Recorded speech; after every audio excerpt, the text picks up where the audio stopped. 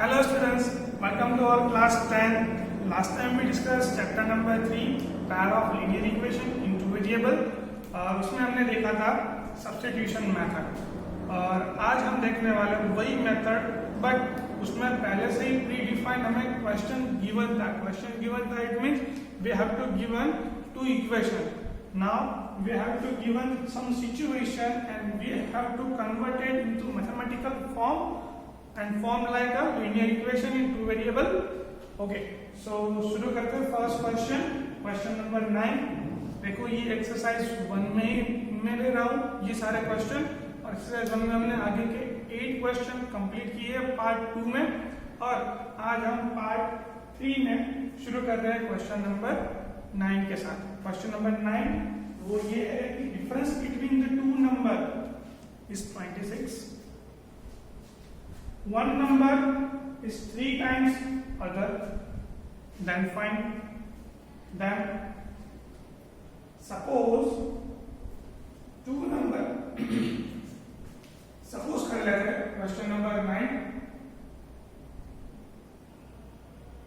Suppose that x and y be the given number.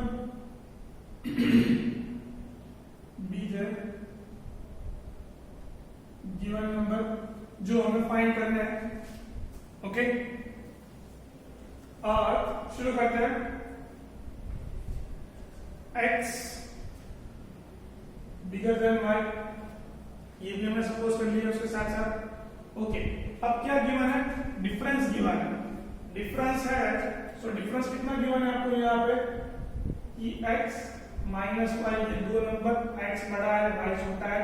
इतना difference लूंगा सो x बड़ा है तो बड़े में से छोटा सब्ट्रैक्ट करूंगा तो डिफरेंस कितना मिलेगा मुझे 26.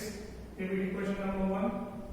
फिर दूसरा कहा है कि one number is 3 times other यानी कि x which is equals to 3 times y but obviously जो नंबर छोटा है उसमें 3 बार 3 मल्टीप्लाई करूंगा यानी कि उसका 3 टाइम्स करूंगा तभी वो बिगर नंबर से इक्वल होगा. ओके सो इसको भी इस तरफ ले आओ इक्वल्स टू के so 3 x minus 3y equals to 0. Give it equation number 2. Okay दो इक्वेशन मिल गए equation 1 and equation 2. Solve this two equation by substitution method. तो क्या हो जाएगा सबसे पहले तो so from equation 1 में क्या गिवन है x minus 3y which is equals to 26. x को सब्जेक्ट बनाऊं so 26 plus 3y. give it equation number 3. put x is equals to 26 plus 3y in equation number 2. क्यों इक्वेशन नंबर 2? क्योंकि हमने यहाँ पे फ्रॉम इक्वेशन नंबर 1 किया है इसलिए. चलिए इक्वेशन नंबर 2 में ये वैल्यू पुट करनी है. सो x minus 3y is equals to 0. therefore x की वैल्यू है 26 plus 3y. Okay minus 3y is equals to 0. तो ये क्या हुआ? कुछ गड़बड़ कर दीजिए हमने. x is equals to 26 plus 3y. अब ये सही है और x की वैल्यू है 26.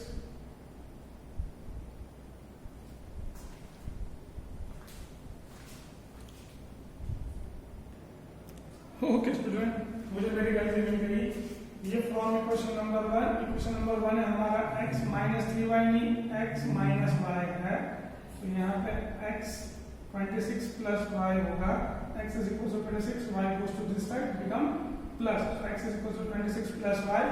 So ये वैल्यू हम पुट करेंगे 26 plus y. यहाँ पर 26 plus y.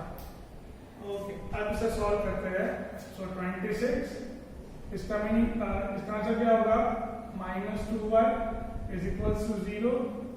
So 2y is equals to 26. So y is equals to क्या मिला आपको? 13. ओके पुट दिस वैल्यू यानी कि y is equals to 13 in equation 3. तो क्या मिलेगा आपको x is equal to 26 plus 13, 26 plus 13, sorry यहाँ पे 26 plus 5, y is equal to 13 which is equals to 39. So the x is equals to 39 and y is equals to 13.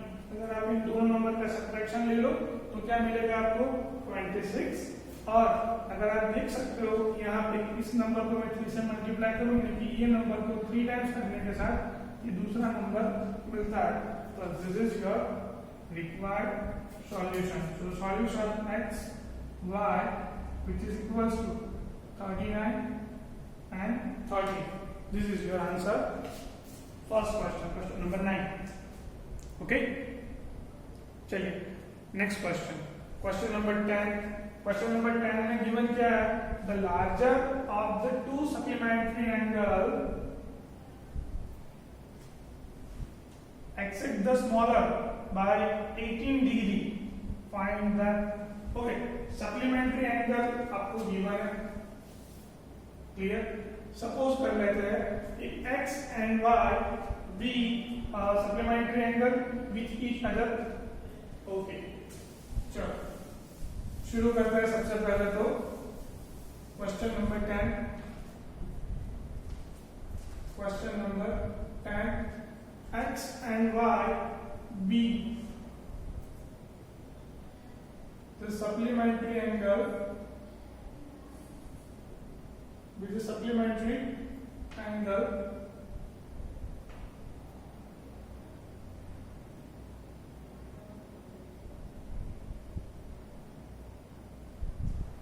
Okay.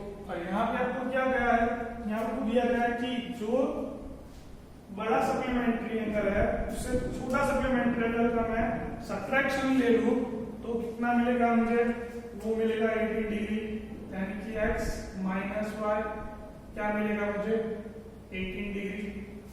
Okay, और हम लोग तो जानते हैं कि दो सप्लीमेंट्री एंगल का एडिशन कितना होता है, यानी कि x plus y which is equals to 180, ये भी हमें मालूम है। ओके, अब क्या करना है, give it equation number 1, give it equation number 2, अब दो इक्वेशन को सॉल्व करना है। शुरुआत करते हैं from equation number 1, x minus y which is equals to 18, so x is equals to y plus 18, give it equation number 3। अब ये वैल्यू कहाँ पुट करनी है, ये वैल्यू पुट करनी है हमें इक्वेशन नंबर 1 में। चलिए 1 में पुट करते हैं,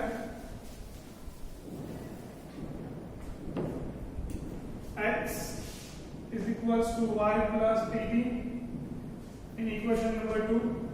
equation number 2 क्या है, x plus y which is equals to 180। what is the value of x, y plus 18 plus y which is equals to 180, y plus y 2y which is equals to 180 minus 18, therefore 2y which is equals to 180 minus 18, यहाँ पे 10 होगा तो 2 यहाँ पे कम हो जाएगा 7, 6, 162, 162, then y is equals to how much, 2 से divide कर दो 81, y is equals to 81, यानी कि एक एंगल मिला, वो एंगल क्या है 81।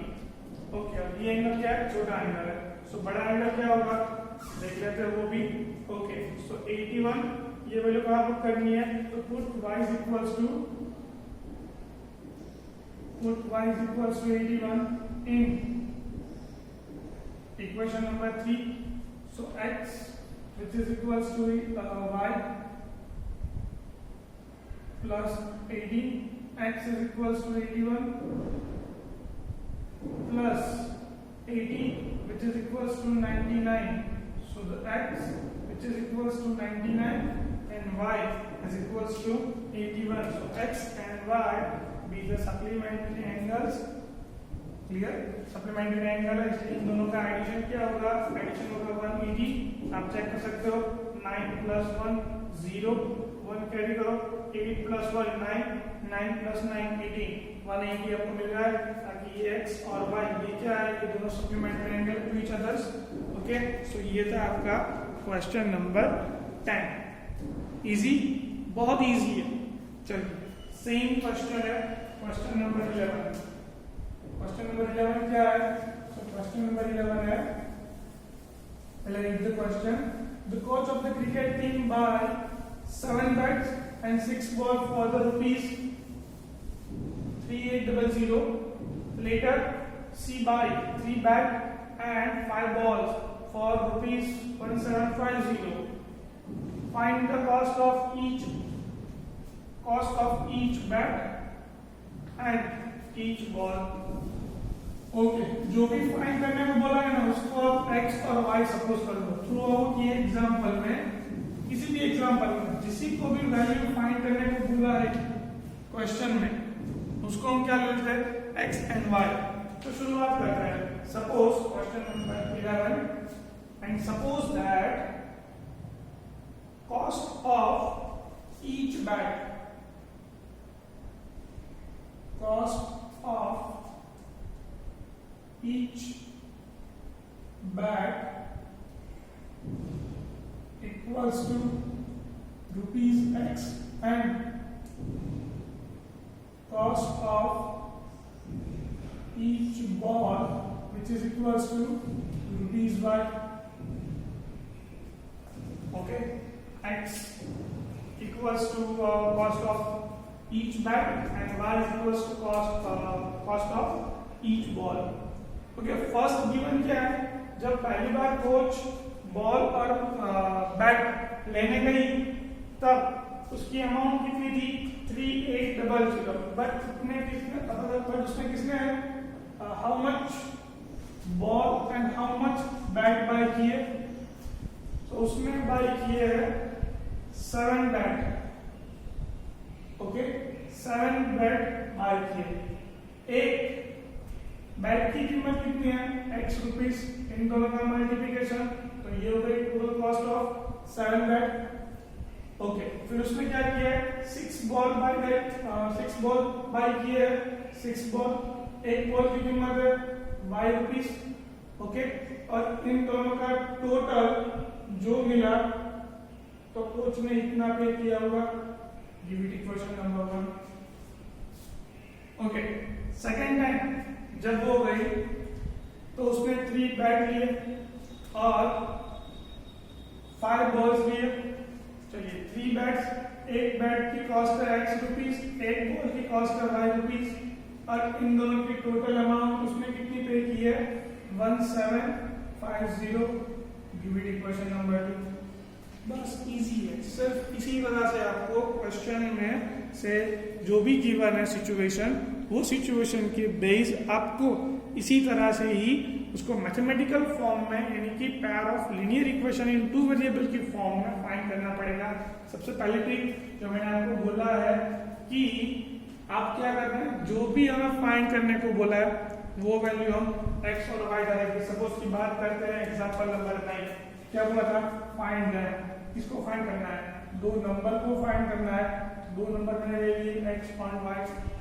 फिर क्या बोला था यहाँ में कि the larger of the 2 supplementary angles at exit smaller 18 degree, यानी कि 2 सप्लीमेंट्री एंगल है, वो उसमें से बड़े वाले सप्लीमेंट्री एंगल में से छोटा सप्लीमेंट्री एंगल अगर मैं सब्ट्रैक्ट करूं तो 18 डिग्री मिलेगा। तो वो नंबर कौन सा है, तो मुझे एग्जैक्ट फाइंड क्या करना है, मुझे फाइंड करना था 2 सप्लीमेंट्री एंगल।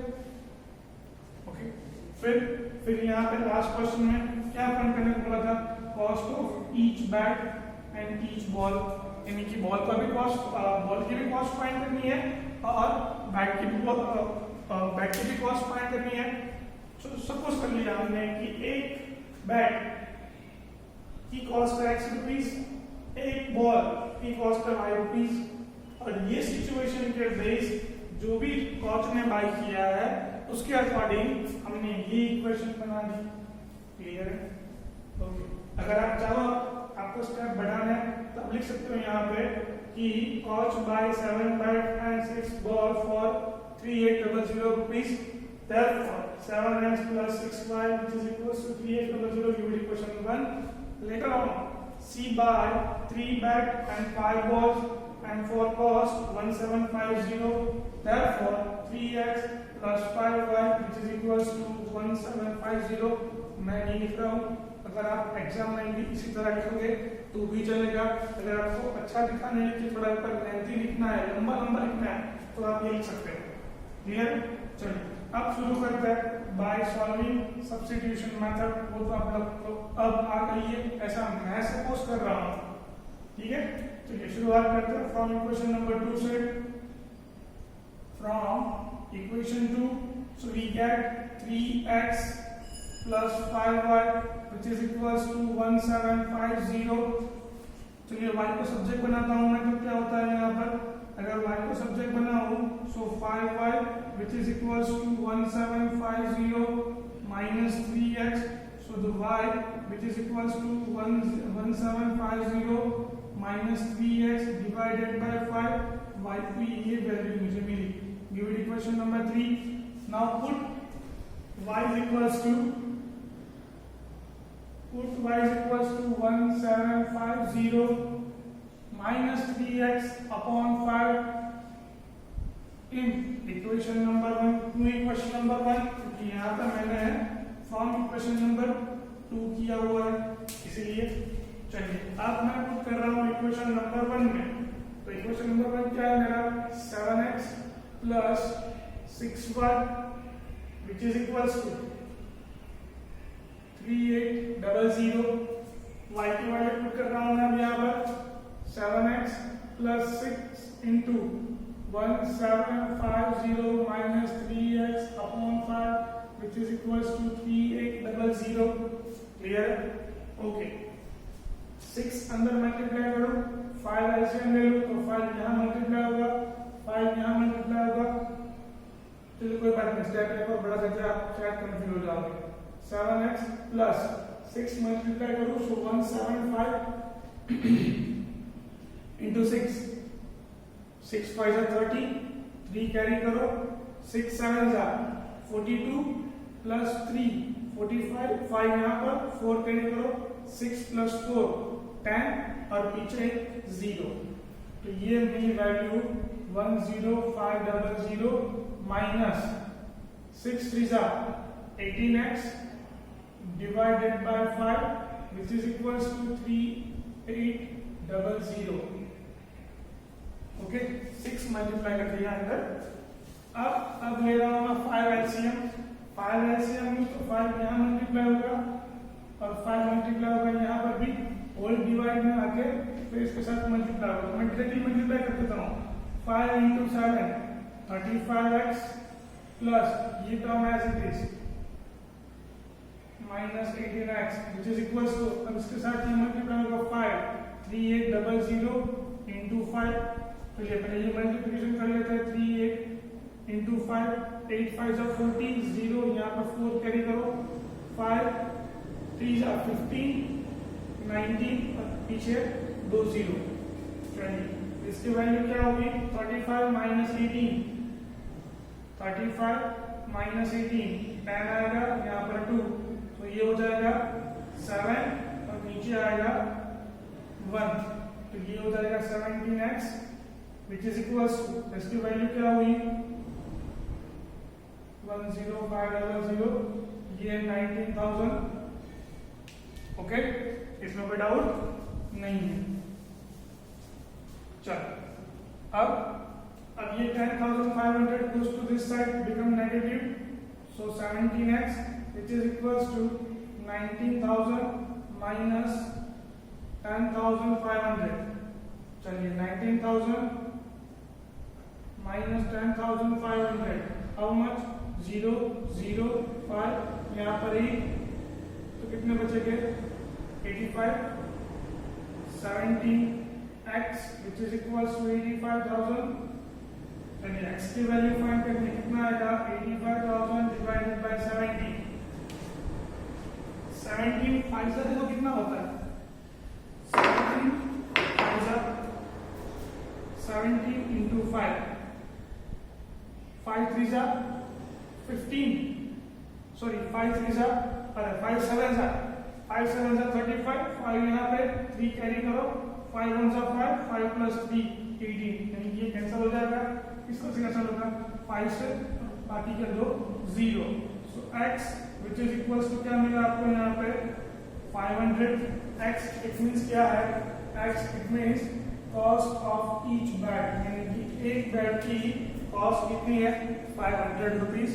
चलिए पुट यहाँ पे लिखा हूँ put x is equals to 500 in equation number 3, equation number 3 कहाँ पर है, यहाँ पर है, y is equals to 1750 minus 3x divided by 5।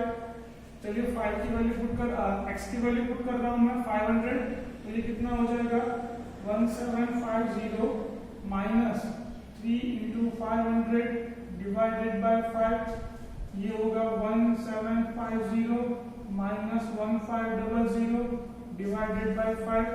तो इसकी कॉस्ट कितनी मिलेगी अब 1750 माइनस 1500, ये 0, यहाँ पे 5, यहाँ पे 2, तो कितना मिलेगा आपको 250 डिवाइडेड बाय 5, ये कट हो जाएगा 5 से और आंसर आएगा आपको 50, यानी कि cost of each ball which is equals to 50 rupees and cost of each bat which is equals to 500 rupees. ये स्टेटमेंट आपको एट द एंड लिख देना है।